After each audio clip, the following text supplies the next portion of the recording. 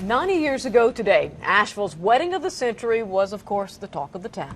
And now, a surprising souvenir at the Biltmore Estate brings back sweet memories. But as News 13's John Lee explains, that relic of the past may be hard to stomach.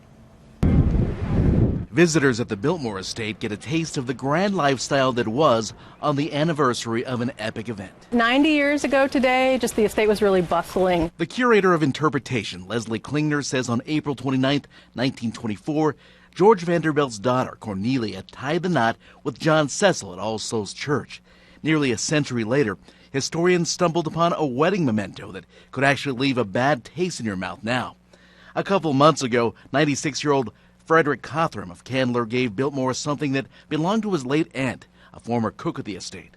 And lo and behold, he discovered a little box. And at first he thought that it had cheese in it, which was kind of a bit of a mystery to us. The box is wrapped with Biltmore House engraved on top and 2 sets of monograms, the initials of the bride and groom. Look closely. A little bit of the oils have come out of the box. So it turns out this was no hunk of cheese.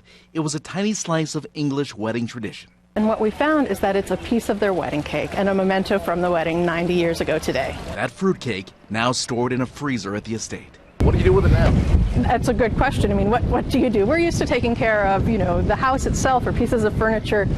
We've never been faced with a question of how to take care of a piece of cake before. We turned to Carolina Bakery for expertise. It's not a mass-produced product out of a factory. We make everything here. Mediterranean bread. This is probably one of my favorites, oatmeal bread. No fruitcake this time of year. Potato rolls. Owner Aaron Weiner wouldn't be surprised if the candied fruit actually helped preserve Biltmore's only edible artifact. The sugar is an excellent preservative and retains the moisture of the product. I probably wouldn't trust a 90-year-old fruitcake.